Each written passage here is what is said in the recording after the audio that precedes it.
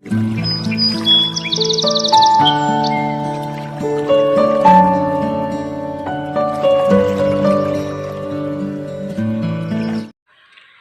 विद्यार्थी मित्रांनो, माझे नाव आहे शुभदा मारुती फाळके, शासकीय अध्यापक महाविद्यालय पनवेल, BEd द्वितीय वर्ष शिक्षक प्रशिक्षणार्थी.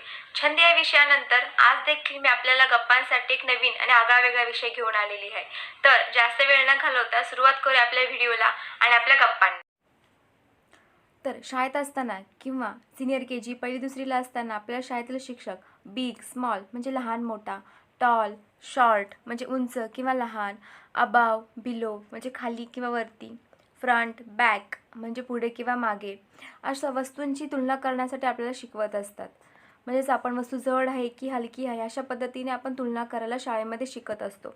पण या वस्तूंची तुलना करता करता आपण आपल्या नकळतही आपली तुलना कधीकधी आपल्या वर्गातील मित्रांसोबत, वर्गातील इतर मुलांसोबत आपण आपली तुलना करायला सुरुवात करतो. तसेच घरी आल्यानंतर देखील आपण आपल्या घरातील आपले जे बहीण भाऊ असतील त्यांच्यासोबत किंवा आपल्या घराच्या आजूबाजूला आपले जर मित्रमैत्रीण असतील त्यांच्यासोबत आपण आपल्या नकळतही आपली तुलना त्यांच्याशी करायला लागतो. तर इथे मी आज तुम्हाला एक गोष्ट सांगत आहे. एक छान सुंदर गाव असतं. त्या गावामध्ये 3-4 हजार लोक राहत असतात. तर या लोकांमधील 4 लोक असे असतात की ते जे रोज आपल्या गावातील मंदिरामध्ये जात असतात आणि देवाकडे प्रार्थना करत असतात. देवाला रोज नमस्कार करत असतात आणि देवाकडे रोज एकच प्रार्थना करत असतात. असा हा त्यांचा रोजचा दिनक्रम गेले काही वर्ष म्हणजे जवळजवळ 4-5 वर्ष दररोज हा त्यांचा नित्यक्रम चालू असतो. रोज सकाळी लवकर उठायचे आणि देवाजवळ जायचं, देवाला नमस्कार करायचा आणि देवाकडे एक मागणं मागायचं. हा दिनक्रम त्यांचा गेली दररोज 4-5 वर्ष रोज त्यांचा चालू असतो. मग देव देखील एके दिवशी विचार करतो, अरे हे 4 लोक, जे गावातील जे 4 लोक आहेत ते रोज माझ्याकडे येतात आणि मला नमस्कार करतात आणि माझ्याकडे रोज एकच मागणं मागत आहेत. तर आता ह्यांची प्रार्थना खूप झाली, आता मला तर यांना दर्शन द्यावंच लागेल आणि यांचं काय म्हणणं आहे ते मला ऐकून घ्यावं लागेल. पण देवाला तर आपण जे काय करतो, जे काय बोलतो ते सगळं ऐकायला जातं. त्यामुळे देवाला ह्या 4 लोकांचं मागणं काय आहे हे माहिती होतं. त्यामुळे देवाने निश्चित केलं की आपण या सर्वांना दर्शन द्यायचं आणि त्यांची जे मागणं आहे, त्यांची जी इच्छा आहे ती आपण पूर्ण करायची. मग अशा पद्धतीने देव हा त्या 4ही लोकांच्या एके दिवशी काय करतो की जे 4 लोक असतात त्या 4ही लोकांच्या स्वप्नात जातो आणि त्या 4ही लोकांना स्वप्नात जाऊन सांगतो की उद्या ठीक सकाळी 10 वाजता गावातील मंदिर आहे, त्या मंदिराच्या मागे एक घनदाट जंगल आहे. त्या जंगलामध्ये ठीक सकाळी 10 वाजता येऊन उभं राहायचं. तिथे 10 वाजता येऊन मी तुम्हाला दर्शन देऊन जाईन. असं या 4 लोकांना देव प्रत्येकाच्या स्वप्नात जाऊन असं सांगतो. ठीक आहे. मग त्यानुसार सर्वजण लोक 4ही लोक जे असतात ते पहाटे सकाळ सकाळ लवकर उठतात, आंघोळ करतात, छानपैकी तयार होतात. पण देवाने यांना सर्वांना 10 वाजता बोलवलेलं असतं. पण हे 4 लोक काय करताना उत्सुकता असते की देव आपल्याला दर्शन देणार आहे, म्हणून सगळे 9:30 वाजता जाऊन त्या जंगलामध्ये तिथे उभे राहतात आणि त्या आपल्या जागेवरती देवाने ज्या जागेवरती सांगितलेलं त्या जागेवरती जाऊन तिथे उभा राहतात. ठीक आहे. तर मग आधी चौघं तिथे आलेले असतात. ते चौघं एकमेकांना दिसतात आणि एकमेकांकडे बघून मनातल्या मनातच ते लोक विचार करतात की अरे देवाने तर मला स्वप्नामध्ये येऊन साक्षात्कार दिला आणि मला सांगितलं की उद्या 10 वाजता येऊन इथे थांब, मी तुला भेटेन. तर मग ही व्यक्ती का आलेली आहे बरं, असं ते एकमेकांकडे पाहून एकमेकांना काही बोलत नाहीत, पण एकमेकांकडे पाहून असं विचार करत असतात. तर ठीक आहे. त्यानंतर ना बरोबर 10 वाजता एक मोठा प्रकाश तिथे येतो आणि त्यांच्यासमोर देव येऊन उभा राहतो. त्या 4ही लोकांसमोर देव येऊन उभा राहतो. ते सगळे लोक देवाला नंतर नमस्कार करतात. तर देव त्यांना बोलतो की तुम्ही गेली 4-5 वर्ष रोज माझ्याकडे येत आहात, मला नमस्कार करत आहात आणि माझ्याकडे प्रार्थना करत आहात. तर मी तुमच्या प्रार्थनेवरती, मी तुमच्या तपश्चर्येवरती प्रसन्न झालेलो आहेत आणि तुमची जे काय मागणं असेल ते आता माझ्याकडे मागा. पण देवाला तर माहिती असतं की ह्या चौघांचं काय मागणं आहे. तर ही 4 लोक गेली 4-5 वर्ष झालं मंदिरात जात असतात आणि देवाकडे एकच प्रार्थना करत असतात. म्हणजे 4 जण असतात. ते 4 समजा आपण ABCD अशी नावं देऊयात. ठीक आहे. तर ए देवाकडे जाऊन असं मागणं करत असतो की मला B सारखं आयुष्य हवं आहे. बी देवाकडे जाऊन असं मागणं करत असतो की मला सी सारखं आयुष्य हवं आहे, आणि सी देवाकडे जाऊन असं मागणं करत असतो की मला डी सारखं आयुष्य हवं आहे, आणि डी म्हणत असतो की मला ए सारखं आयुष्य हवं आहे. म्हणजे हे चारही लोक देवाकडे जाऊन रोज हेच मागत असतात की मला दुसऱ्यांसारखं आयुष्य जगायचं आहे, मला माझ्या आयुष्याचा कंटाळा आलेला आहे, मला माझं आयुष्य जगायचं नाही आहे, मला दुसऱ्यांचं असलेलं चांगलं आयुष्य जगायचं आहे. तर हे देवाला माहिती असतं. तर देव म्हणतो की ठीक आहे, तुमच्या चौघांचं मागणं मला माहिती आहे, तर मी तुमची इच्छा पूर्ण करण्यासाठी तयार आहे. पण तुम्ही चौघांनी मिळून एक काम करायचं की तुमचं सुख आणि दुःख हे चारही लोक विचार करत असतात की मला त्या व्यक्तीसारखं व्हायचं आहे. त्यानं देव काय त्यांना म्हणतो की तुमचं सुख आणि दुःख हे दोन्ही समोर तुमच्या ठेवायचं आहे. म्हणजे एका हातामध्ये तुम्ही तुमचं सुख धरायचं आणि दुसऱ्या हातामध्ये तुम्ही तुमचं दुःख धरायचं आहे. तर प्रत्येकजण काय करतो, म्हणजे ABCD ह्या चारही व्यक्ती काय करतात की एका हातामध्ये आपलं सुख धरतात आणि एका हातामध्ये आपलं दुःख धरतात. हे चौघं जण एकमेकांच्या हाताकडे पाहतात आणि बघतात, तर प्रत्येकाचं हे सुख थोडंसं कमी आहे आणि जे दुःख आहे जे किंचितभर थोडंसं जास्तच आहे. सगळेजण एकमेकांकडे पाहतात, सगळेजण मग विचार करतात, एकमेकांकडे पाहतात आणि असा विचार करतात की अरे ह्याच्यापेक्षा म्हणजे माझं जे दुःख आहे तर माझ्या दुःखापेक्षा किंचितभर दुःख ह्याच्याकडे जरा जास्तच आहेत.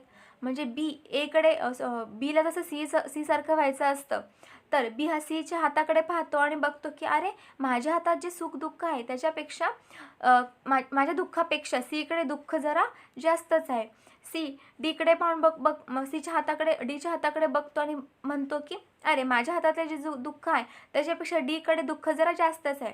म्हणजे समजा आता ए जर गरीब असेल आणि बी जर श्रीमंत असेल, तर बीकडे जरी पैसे जरी जास्त असतील तरी त्याला बाकीच्या गोष्टींचे दुःख आहेत, बाकीच्या अडचणी जरी आहेतच. म्हणजे जर त्यांच्याकडे पैसा असेल, राहण्यासाठी चांगलं घर असेल, सगळ्या सुखसुविधा असतील, घरामध्ये नोकर चाकर जरी इतर लोकांकडे असतील, तरी पण त्यांच्या घरामध्ये इतर प्रॉब्लेम म्हणजे मुलाबाळांचे प्रॉब्लेम असू शकतात किंवा त्यांचं स्वास्थ्य नीट राहत नसेल, डॉक्टर त्यांच्या पाठीमागे लागले म्हणजे डॉक्टरांकडे त्यांना सतत जावं, स्वास्थ्य त्यांचं नीट राहत नसेल, आरोग्याच्या त्यांच्या तक्रारी असतील, किंवा जरी भरपूर अमाप पैसा प्रॉपर्टी असली तरी कोर्ट कचेरीच्या मागे हे लोक लागलेले आहेत. असं एकमेकांचे आयुष्य पाहत असताना, एकमेकांचे सुख दुःख पाहत असताना त्यांच्या लक्षात येत असतं की अरे इतरांपेक्षा तर माझं आयुष्य चांगलं आहे, मी जे आयुष्य जगत आहे तेच आयुष्य चांगलं आहे, माझ्यापेक्षा तर इतरांच्या आयुष्यामध्ये अनेक अडचणी आहेत. मी तर 2 टाईम कामाला म्हणजे मी 1 टाईम कामाला जात आहे, व्यवस्थित माझं 8 तास नोकरी करत आहे, काम करत आहे, 2 टाईम व्यवस्थित माझ्या परिवारासोबत येऊन माझ्या बाळांसोबत राहून व्यवस्थित 2 टाईम व्यवस्थित पोटाला पोटभर खात आहे. पण इतरांच्या आयुष्यामध्ये किती प्रॉब्लेम्स चालू आहेत हे प्रत्येकाच्या लक्षात येतं. त्यामुळे जेव्हा आपण इतरांसोबत कल्पना करत असतो त्यावेळेस समजते की नाही, आपल्या आयुष्यामध्ये आपल्याला वाटत असते की खूप प्रॉब्लेम्स आहेत, पण आपल्याच आयुष्यामध्ये भरपूर प्रॉब्लेम चालू असत असे नाही. इतरांच्या आयुष्यामध्ये प्रत्येकजण आपापल्या परीने आपापल्या समोरील असलेल्या प्रसंगांना तोंड देत असतं, त्यांचा सामना करत असतं, आणि प्रत्येकालाच आपल्या आयुष्यामध्ये काही ना काही प्रॉब्लेम्स हे असतातच. ठीक आहे. त्यामुळे दुसऱ्यांच्या आयुष्याची जर तुलना केली तर आपल्याला नक्की समजेल की आपण आपल्या आयुष्यामध्ये हे योग्य ठिकाणी आहोत, परफेक्ट ठिकाणी आहोत. आपण आपलं आयुष्य हे आपल्याला देवाने जे आपल्याला आयुष्य दिलेलं आहे ते योग्य आहे, आणि आपलं जे काम आपण जे करत आहोत ते योग्य आहे. त्यामुळे दुसऱ्यांच्या सुखाची जर तुलना आपण करायला लागलं तर आपल्यापेक्षा अनेक प्रकारे दुःख दुसऱ्यांना आहेत. त्यामुळे आपण आपल्या असलेल्या आयुष्यामध्येच आपण सुखी राहिलेले पाहिजे, आणि आपण आपल्या आयुष्याची तुलना इतरांसोबत आपण करता कामा नये. हे झालं आपल्या आता आयुष्याबद्दल. पण शाळेत असताना देखील आपण आपल्या वर्गातील मित्रांसोबत तुलना करत असतो. समजा आता आपल्या वर्गातल्या मुलांकडे चांगले दप्तर असतं, छान छान, किंवा वर्गातील मुलं छान छान कपडे घालून येत असतात, किंवा युनिफॉर्म देखील त्यांचा चांगला असतो, चांगले चांगले दप्तर असतात, किंवा आपले कंपासमधील साहित्य चांगल्या प्रकारचं असतं, किंवा रंगरंगोटीचं जे सामान आहे, कलर्स वगैरे, किंवा वेगवेगळ्या प्रकारचे शाळेतील मुलं वेगवेगळ्या प्रकारचे साहित्य वर्गामध्ये घेऊन येत असतात आणि आपल्या मित्रांना दाखवत असतात. त्यामुळे आपल्याला असं वाटतं की नाही, आपल्यापेक्षा चांगल्या वस्तू त्याच्याकडे आहेत, आपल्यापेक्षा चांगलं आयुष्य ते व्यक्ती जगत आहेत. किंवा जर वर्गात मुलांची गट असतात, हुशार मुलांचा गट असतो, किंवा शाळेमध्ये कल्चरल ॲक्टिव्हिटीजमध्ये भाग घेणाऱ्या मुलांचा एक गट असतो, किंवा शाळेमध्ये स्पोर्ट्समध्ये भाग घेणाऱ्या मुलांचा गट असतो, तर त्या गटातील मुलांकडे बघून आपल्याला वाटत असतं की अरे आपण त्यांच्यासारखे नाही आहे, म्हणजे काहीतरी कमी आपल्याकडे आहे.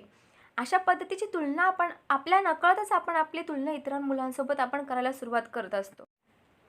किंवा आपण असा विचार करतो की आपला भाऊ किंवा बहीण असेल किंवा शाळेतील वर्गातील एखादा मुलगा असेल तो आपल्यापेक्षा जास्त ताकदवर आहे, बरोबर. असं आपण एकमेकांसोबत आपली स्वतःची तुलना आपल्या नकळतच आपण करायला लागतो. किंवा आपला बहीण भाऊ असेल किंवा आपला मित्र असेल तर तो आपल्यापेक्षा जास्त उंच आहे, माझी उंची नाही आहे, अशा पद्धतीची तुलना आपण एकमेकांसोबत करायला लागतो. किंवा एखाद्या घरामध्ये काही घरांमध्ये जर 2-3 भाऊ बहीण असतील तर आई वडील काय करतात, एका दोघांचं लाड करतात, एकाचं लाड करत नाही किंवा एखाद्याला जवळ घेत नाही. किंवा असं काही घरांमध्ये आपल्याला असं पाहायला मिळतं की जर दादा किंवा दीदी घरामध्ये असे असतील तर दादाचा जास्त लाड केला जातो, दीदीचा जास्त लाड केला जात नाही. अशा प्रकारची उदाहरणं आपल्या घरामध्ये किंवा आपल्या आजूबाजूच्या इतर घरांमध्ये देखील आपल्याला बघायला मिळत असतात. किंवा जर आपला भाऊ किंवा बहीण किंवा आपल्यातली मित्रमैत्रिणी आपण स्वतःच्या रूपावरून देखील आपण स्वतःची तुलना इतरांसोबत करतो किंवा की माझा रंग काळा आहे किंवा मी सावळी आहे आणि बाकीचे माझ्याशी जास्त गोरे आहेत. तर काय म्हणजे मुलांमध्ये देखील अशी तुलना तयार होते. किंवा मग खेळायला वगैरे गेलं तर तू चांगला दिसत नाहीस, तू चांगला नाही आहेस, तू असाच आहे, तू तसाच आहेस म्हणून काही वेळेस आपल्याला झिटकारलं जातं, बरोबर आहे. तर त्यामुळे आपल्यामध्ये कुठेतरी एक कमतरतेची भावना तयार होते या तुलनेमुळे, की की इतरांपेक्षा आपल्यामध्ये काहीतरी कमी आहे. किंवा शाळेमध्ये जे सर शिकवत असताना आपल्याला काही प्रश्न विचारतात. त्या वर्गातील काहीच अशी एकाच दुसरी मुलं असतात की ज्यांना म्हणजे उत्तरं माहिती असतात आणि देऊ शकतात. मग त्यांच्याकडे बघून आपल्याला असं वाटतं की अरे आपल्याला अभ्यासही येत नाही, आपण अभ्यासामध्येही मागे आहोत, बरोबर. त्यामुळे आपण दुसऱ्यांसारखी उत्तरं देऊ शकत नाहीत. त्यामुळे हे देखील आपल्यामध्ये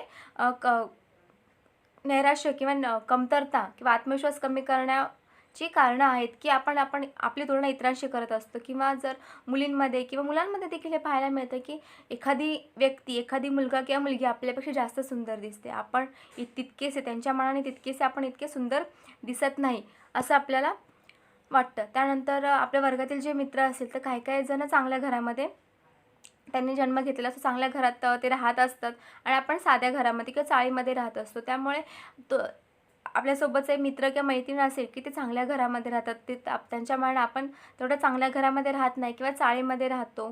त्यामुळे ते लोक किंवा चांगल्या बंगल्यामध्ये, मोठ्या घरांमध्ये, फ्लॅटमध्ये राहणारी लोकही चांगली आणि गरीब झोपडीमध्ये, चाळीमध्ये राहणारी लोकही त्या मनाने कमी ह्याची असतात, अशी एक भावना मुलांच्या मनामध्ये कुठेतरी तयार होत असते. किंवा काहींची जॉईंट फॅमिली असते. जॉईंट फॅमिली असेल तरी एक 1 RK म्हणजे 1 रूम आणि हॉल अशा 1 रूम किचन अशा घरामध्ये काही जण राहत असतात. तर काही जणांचे मोठे अपार्टमेंट्स असतात, मोठे मोठे फ्लॅट्स असतात, बरोबर. त्यामुळे त्यांना राहण्यासाठी मोठं घर आहे, आपल्याला राहण्यासाठी 2च खोल्या आहेत. अशा पद्धतीने आपण इतरांसोबत आपली तुलना करत असतो. किंवा शाळेतील जी मुलं असतात ते काही जणांना स्वतःची स्वतंत्र अभ्यासाची खोली किंवा स्वतःची स्वतंत्र अशी बेडरूम असते. तर ज्या वर्गातील मुलांमध्ये हे चाळीमध्ये किंवा झोपडपट्टीमध्ये राहत असतात. त्यामुळे आई वडील आणि भाऊ बहीण असं त्यांचं कुटुंब एकाच रूममध्ये राहत असतं. त्यामुळे त्यांचं किचन, बेडरूम, हॉल सगळं हे एकाच रूममध्ये त्यांचं होत असतं. त्यामुळे त्यांना अभ्यासासाठी वेगळी जागा मिळत नाही किंवा स्वतःची अशी एक स्वतःची रूम त्यांना नसते. त्यामुळे स्वतःचं असे त्यांना प्रायव्हेटपणा असं त्यांना मिळत नाही. त्यामुळे कित्येक मुलं ह्या गोष्टीमुळे स्वतःची तुलना इतरांसोबत करतात की त्यांच्याकडे राहण्यासाठी चांगलं घर आहे, बाकीच्या मुलांकडे चांगल्या वस्तू आहेत, चांगल्या गोष्टी आहेत, बाकीची मुलं किती छान आहे किंवा ती मुलगी किंवा मुलगा माझ्याशी किती छान दिसतो किंवा मला स्वतःच्या अभ्यासाची खोली नाही आहे किंवा मी व्यवस्थित अभ्यास करू शकत नाही, त्यामुळे मी स्वतः नीट अभ्यास करू शकत नाही. हे कुठेतरी आपण आपल्या नकळतच आपण दुसऱ्यांसोबत, आपल्या मित्रमैत्रिणींसोबत किंवा भावा बहिणींसोबत आपण अशी स्वतःची तुलना करत असतो, बरोबर. त्यामुळे आपण स्वतःला कमी लेखतो इतरांपेक्षा. ठीक आहे. आता मी शिवाजी महाराजांचं इथे एक उदाहरण दिलेलं आहे. तर ज्यावेळेस शिवाजी महाराज होते त्यांच्या काळामध्ये जर आपण पाहिलं तर त्यांच्या आजूबाजूला मुघल साम्राज्य होतं, मुघल बादशाही होती, त्यानंतर निजामशाह, आदिलशाह, सिद्दी, बरोबर, अशा अनेक प्रकारच्या साम्राज्य इथे राज्य करत होते, बरोबर. तर त्यांनी तर त्यावेळेस असा विचार केला असता की ह्या सगळ्या जे साम्राज्य आहेत ह्या सगळ्या पाचशा आहेत की मुघल आहे, निजामशाह आहे, आदिलशाह आहे, इथे सिद्दी आहे, त्या सगळ्या मोठ्या मोठ्या पाचशा आहेत, त्यांच्याकडे एवढे मोठे सैन्य आहे, मी इथे एकटा, बरोबर, माझे वडील माझ्यासोबत नाहीत, मी यांच्यासोबत काय लढणार आहे, यांच्या मोठ्या सैन्यांना मी मुकाबला करू शकणार आहे का नाही. पण त्यांनी काय केलं की त्यांचे जे सवंगडी होते, ज्यांचे जे मित्र आहेत त्यांना गोळा केलं, जे मुठभर का असेना ते त्यांनी गोळा करायला सुरुवात केली आणि ह्या मुघल, आदिलशाही, निजामशाही यांच्या विरुद्ध जे लढाया होत्या, छोट्या मोठ्या लढायला सुरुवात केली. भरी त्यांचं लाखोचं करोडोचं सैन्य असं, पण शिवाजी महाराज आपले मुठभर 50, 100, 60 मावळे घेऊन त्यांच्यासोबत आपल्या युद्धनीती रणनीतीसोबत त्यांच्यासोबत लढत होते आणि स्वतःला प्रूफ करत होते. जर शिवाजी महाराजांनी असा विचार केला असता, अरे मी कोण, मी ह्या मोठ्या मोठ्या सैन्यांसोबत, मोठ्या मोठ्या पाचशांसोबत नाही लढू शकणार, तर शिवाजी महाराजांनी अफजल खानाचा वध केला असता का? अफजल खानाचा वध जेव्हा शिवाजी महाराज करायला गेले होते तेव्हा त्यांच्यासमोर मोजून शिवाजी महाराज धरून मोजून फक्त डझनभर मावळे सोबत होते आणि अफजल खानाची लाखाभराचं सैन्य आजूबाजूच्या परिसरामध्ये पसरलं होतं. जर त्यांनी तुलना केली असती की माझे मुठभर मावळे, माझे डझनभर सैनिक, माझे डझनभर मावळे ह्या लाखभर सैनिकांशी लढू शकणार नाही असा जर विचार केला असता, तर त्यावेळेस शिवाजी महाराजांनी अफजल खानाचा वध केला असता का? जेव्हा शाहिस्ते खान लाल महालामध्ये, शाहिस्ते खानच्या लाल महालामध्ये पुण्यामध्ये धुमाकूळ घालत होता, त्यावेळेस शिवाजी महाराजांनी मोजून 100, 150 मावळे घेऊन त्या लाल महालावरती हल्ला केला होता आणि शाहिस्ते खानाची त्यावेळेस बोटे कापले होते. त्यावेळेस शिवाजी महाराजांनी विचार केला असता की अरे आपल्याकडे जास्त मावळे देखील नाही, जास्त सैनिक देखील नाही आहे आणि शाहिस्ते खान हा लाखभराचा सैन्य घेऊन पुण्यामध्ये थांबलेला आहे, पुण्यामध्ये सगळीकडे धुमाकूळ घालत आहे, माझे मुठभर मावळे त्यांच्याशी काय लढणार आहेत, असं जर त्यांनी विचार केला असता, स्वतःच्या कमतरतेला धरून शांत बसले असते, तर त्यावेळेस शाहिस्ते खानाची ती बोटे छाटू शकले असते का? शाहिस्ते खानाला पुण्यातून पळवू शकले असते का? जर शिवाजी महाराज अशा पद्धतीने विचार करत बसले असते, आपली तुलना इतर पातशाहांसोबत करत बसले असते की माझ्याकडे ह्या गोष्टी नाही आहेत, माझ्याकडे माझे मावळे नाहीत, माझ्याकडे माझे सैनिक नाही आहे, ह्या सगळ्या मोठ्या मोठ्या पातशाह आहेत, मोठे मोठे सैनिक, यांच्याकडे लाखो करोडोने सैनिक आहे, मी यांच्यासोबत माझी तुलना करू शकत नाही, मी यांच्यासोबत लढू शकत नाही, असा विचार जर त्यावेळेस शिवाजी महाराजांनी केला असता, तर त्यांनी एवढ्या मोठ्या स्वराज्याची स्थापना केली असती का? एवढं मोठं साम्राज्य ते उभा करू शकले असते का? नसते करू शकले. त्यामुळे आपण इतरांशी तुलना कधी करू नये. आपण जेव्हा तसंच आपण स्वतःला स्वीकार करायला हवे. आता आपण डॉक्टर बाबासाहेब आंबेडकरांचंच उदाहरण घेऊयात. तर ज्यावेळेस डॉक्टर बाबासाहेब आंबेडकर होते, त्यावेळेस भारतामध्ये अशी अवस्था होती, त्यावेळेस देखील वर्ण अवस्था इथे होती. म्हणजे की क्षत्रिय, ब्राह्मण, क्षत्रिय, शूद्र आणि वैश्य अशा प्रकारची वर्णव्यवस्था इथे होती. प्रत्येकाला आपापली कामे वाटून दिलेली होती. डॉक्टर बाबासाहेब आंबेडकर हे महार म्हणजे सगळ्यात खालील क्षुद्र वर्णामध्ये जन्माला आले होते. तर त्यांनी जर विचार केला असता की आपल्या जातीतील लोक जास्त शिकत नाहीत, आपल्याला शिक्षणाचा अधिकार नाही आहे, बरोबर, किंवा जर आपल्याला पाठ्यपुस्तकांमध्ये देखील त्यांचे अनेक धडे आपल्याला आहेत, त्यांचा आपल्याला अभ्यास आहे, जर ते आपण वाचले, त्यांचा चरित्राचा नीट आपण अभ्यास केला, तर आपल्याला समजते की ते मुंबईतील एका लहान चाळीमध्ये एकाच खोलीमध्ये त्यांची आत्या, वडील आणि त्यांची 4 भावंडं अशा पद्धतीने ते एकाच धाबाताच्या खोलीमध्ये राहत होते. तिथेच त्यांनी त्यांचा अभ्यास देखील केला. जे विचार करत असले की इतर मुलांसारखे माझ्याकडे अभ्यासासाठी वेगळी खोली नाही, तर ते इतका अभ्यास करू शकले असते का? त्यांचा विचार केला असता की आपण खालच्या जातीतील, आपल्याला शिक्षणाचा अधिकार नाही आहे, असं जर त्यांनी विचार केला असता, त्यांनी स्वतःची तुलना इतरांसोबत केली असती, तर ते इतका अभ्यास केला असता का? ते लंडनला जाऊन इतक्या पदव्या घेऊ शकले असते का? जरी त्यांना राहण्यासाठी एक धाबाताची साधी लहान खोली होती, तर ते अभ्यास करण्यासाठी रस्त्यावरील दिवे असतात, त्या दिव्याच्या खाली जाऊन त्यांनी रात्रभर जागून अभ्यास केलेला आहे. बाहेरच्या देशामध्ये जाऊन त्यांनी अनेक प्रकारच्या पदव्या संपादन केलेल्या आहेत आणि स्वतःला सिद्ध केलेलं आहे. जर डॉक्टर बाबासाहेब आंबेडकरने हा विचार केला असता की मी खालच्या जातीतील, मला शिक्षणाचा अधिकार नाही, मी शिकू शकत नाही, मग शिक्षणाचा अधिकार वरच्या जातीतील लोकांनाच आहे, त्यामुळे मी शिकून काय करणार, मी काय करणार, असं जर त्यांनी विचार केला असता, तर भारताचे आपले जे कायदे आहे, म्हणजे भारताचे आपले संविधान आहे, त्याची उद्देशिका आहे, संविधान आहे, ते लिहू शकले असते का? भारतासाठी आपले कायदे लिहू शकले असते का? त्यांनी जर असा विचार केला असता, त्यांनी स्वतःची तुलना इतरांसोबत केली असती की नाही, माझ्याकडे या गोष्टी नाही आहेत, माझ्याकडे अभ्यासासाठी पुरेशी जागा नाही आहे, माझ्याकडे अभ्यासासाठी पुरेशी पुस्तकं नाही आहेत, माझ्याकडे माझी परिस्थिती अत्यंत गरिबीची, हालाकीची आहे, त्यामुळे मी ह्या गोष्टी करू शकत नाही, असाच विचार जर डॉक्टर बाबासाहेब आंबेडकर करत असते, तर ते बाहेरच्या देशामध्ये जाऊन उच्च शिक्षण घेऊ शकले असते का? आपल्या इथे भारतामध्ये परत येऊन चांगला अभ्यास करून आपली भारताचं संविधान लिहू शकले असते का? तर डॉक्टर बाबासाहेब आंबेडकरांनी दुसऱ्यांसोबत आपली स्वतःची तुलना केली नाही. स्वतःमध्ये जे गुण होते त्याचाच त्यांनी चांगल्या पद्धतीने वापर केला, स्वतःला इम्प्रूव्ह केलं, डेव्हलप केलं आणि चांगल्या मोठ्या मोठ्या पदव्या घेतल्या. अनेक प्रकार आता त्यांचं आपण चरित्र जर वाचतं तर समजते की अनेक प्रकारच्या पदव्या त्यांच्याकडे आहेत. त्यामुळेच त्यांनी स्वतःचा अभ्यास केला. त्यामुळेच ते भारताचे घटनातज्ञ, राजनीतिज्ञ, अर्थतज्ञ, शिक्षणतज्ञ, पत्रकार, त्यानंतर प्राध्यापक, धर्मशास्त्रज्ञ, प्रभावी वक्ता, दृष्टविचारवंत, विद्यासंगी अशा अनेक प्रकारची त्यांना आपण उपाध्या देऊ शकलो.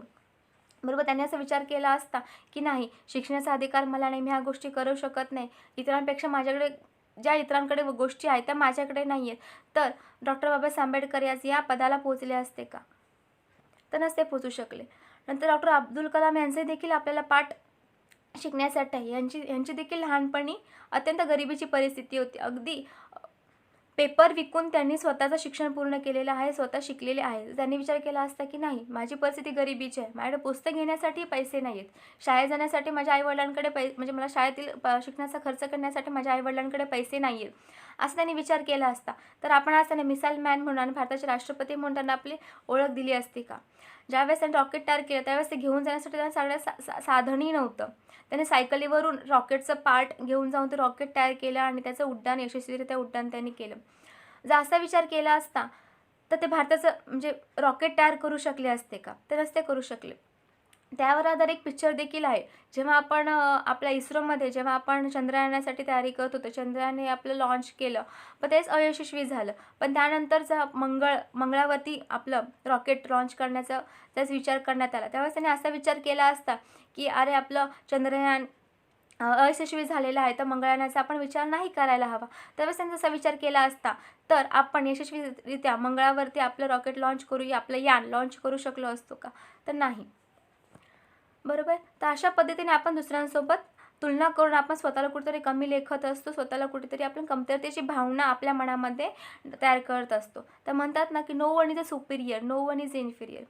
इथे कोणीही मोठा नाही आहे, कोणी लहान नाही आहे, but no one is a equal either. आणि कोणी एकमेकांसोबत आपली तुलना करू शकत नाही.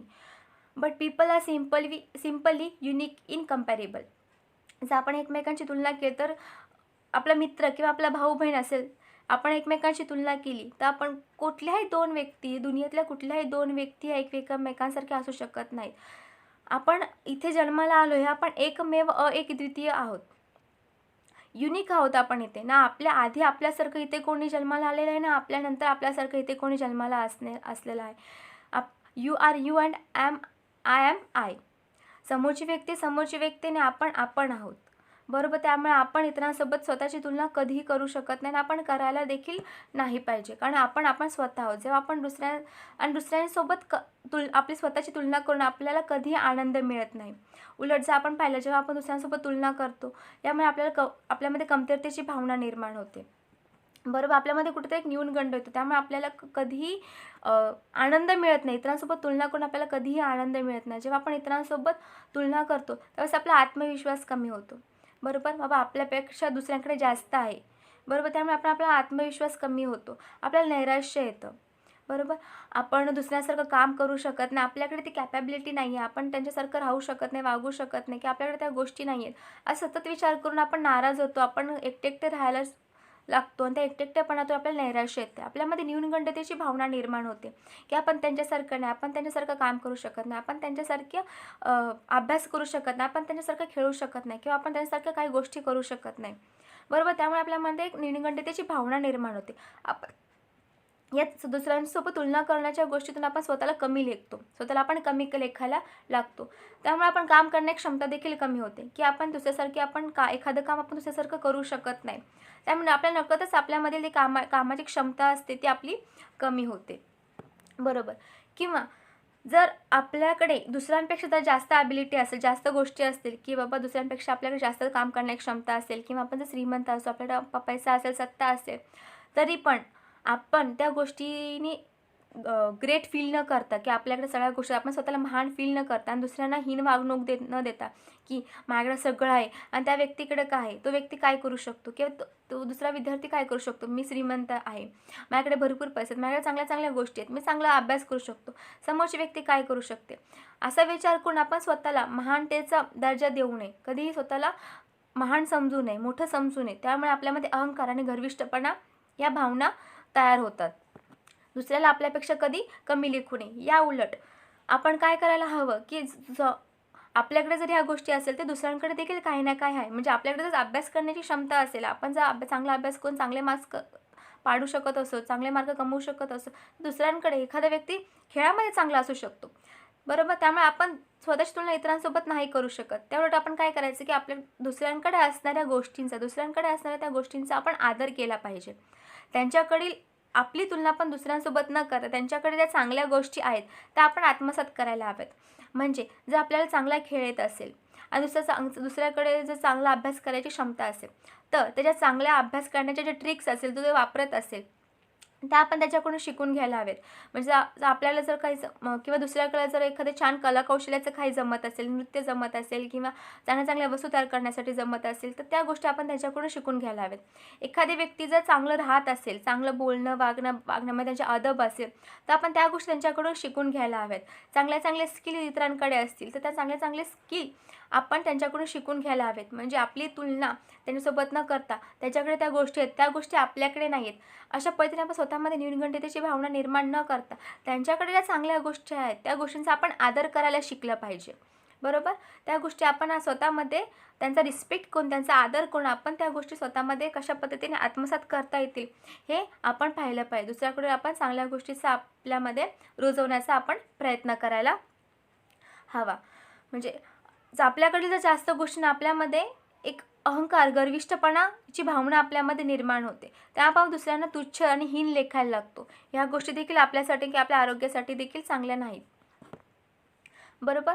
आणि आपलं कर्तृत्व असेल, जर आपल्याकडे पैसा, संपत्ती किंवा चांगल्या गोष्टी आपल्याकडे असतील, तर त्या सांगण्यासाठी आपल्याला जाहिरात स्वतःची करण्यासाठी गरज लागत नाही. ज्याप्रमाणे आपल्या घरातील कुठल्याही कोपऱ्यामध्ये जर अगरबत्ती लावली तर तिचा सुगंध हा आपल्या सर्वत्र घरामध्ये येत असतो. किंवा किंवा फुलं असतील, फुलांना दुसऱ्यांना सांगावं लागत नाही की या आणि माझा सुगंध घ्या, ते स्वतः त्याचा ऑटोमॅटिकली स्वतःहून त्याचा सुगंध हा पूर्ण वातावरणामध्ये पसरत असतो आणि आपल्याला नकळत समजते की तिकडे फुलांची बाग आहे, बरोबर. लोक ऑटोमॅटिकली आपल्याकडे आकर्षित होतात. त्यापर्यंत चांगल्या गोष्टीप्रमाणे वाईट गोष्टीही, कचरा जरी असेल तर त्याचा दुर्गंध सगळीकडे पसरत असतो, त्यामुळे समजते की त्या ठिकाणी कचरा आहे. त्याच पद्धतीने माणसाला स्वतःचं कर्तृत्व सिद्ध करण्यासाठी कुठल्या प्रकारची जाहिरात करावी लागत नाही. म्हणजेच की जर आपल्याकडे जर चांगल्या गोष्टी असतील त्यासाठी आपल्याला दुसऱ्यांना तुच्छ किंवा हीन लेखवायची गरज लागत नाही, किंवा माझ्याकडे ह्या गोष्टी आहेत त्या मोठ्या मोठ्याने ओरडून सांगायची गरज लागत नाही. माणसाचं कर्तृत्व हे त्याच्या कर्माने, त्याच्या कार्याने सिद्ध होत असतं. माणूस स्वतःच्या कर्म आणि स्वतःच्या कार्याने पुढे जात असतो आणि वेळोवेळी त्याचं हे कर्म आपल्याला दिसतच राहतं. त्यामुळे दुसऱ्यांची तुलना करून स्वतःला कमी लेखण्यापेक्षा किंवा आपल्याकडे जे आहे त्याचा अहंकार निर्माण करण्यापेक्षा, स्वतःमध्ये गर्विष्ठची भावना निर्माण करण्यापेक्षा आपल्याकडे जे कौशल्य आहेत, आपल्याकडे जे गोष्टी आहेत त्याला अजून चांगल्या पद्धतीने डेव्हलप करण्याचा प्रयत्न करा. आपल्याकडच्या गोष्टी ज्या काय असेल ठरवा की आपल्याकडे काय काय आहे, याची एक यादी तयार करा आणि त्या गोष्टीने स्वतःवर डेव्हलप करण्याचा प्रयत्न करा. ठीक आहे की दुसऱ्यांकडे ज्या चांगल्या गोष्टी असतील त्या शिकण्याचा, काय चांगले स्किल्स असतील, लाईफ स्किल्स असतील, सॉफ्ट स्किल्स असतील, ते चांगले शिकून घेण्याचा प्रयत्न करा आणि इतरांपेक्षा चांगले होण्याचा प्रयत्न करा. आपण काय करत असतो की आपण दुसऱ्यांसोबत तुलना करतो आणि आपण दुसऱ्यांकडे पाहत असतो. तर आपल्याकडे ज्या गोष्टी आहेत, म्हणजे आपण दुसऱ्यांसोबत तुलना करून दुसऱ्यांकडे पाहत असतो, तर तो वेळ तुम्ही स्वतःमध्ये ज्या गोष्टी आहेत, जी कौशल्य आहेत त्याच्यावरती सराव करण्याचा प्रयत्न करा, त्यांच्यावरती स्वतःला इम्प्रूव्ह करण्याचा प्रयत्न करा, नवीन स्किल शिकून घेण्याचा प्रयत्न करा आणि आपण दुसऱ्याकडे पाहण्याऐवजी दुसरे आपल्याकडे कसे पाहतील याचा विचार करा. मला नक्कीच खात्री आहे की स्वतःमधील कौशल्य जर आपण स्वतः इम्प्रूव्ह केली, डेव्हलप केली, तर आपण नक्की यशस्वी व्यक्ती होऊ शकतो. आपल्या दुसऱ्यांकडे पाहण्याची गरजही आपल्याला लागणार नाही. तर इतरांशी तुलना करण्याऐवजी तो वेळ तुम्ही चांगल्या सत्कारने कामाला लावलात, स्वतःमधील असलेले कौशल्य इम्प्रूव्ह करण्याचा, डेव्हलप करण्याचा प्रयत्न केलात, तर मला नक्की खात्री आहे की तुम्ही एखादा दिवस तुमच्याकडे असलेल्या कौशल्यांच्या आधारावरतीच एक चांगली व्यक्ती आणि एक सक्सेसफुल व्यक्ती नक्की व्हाल.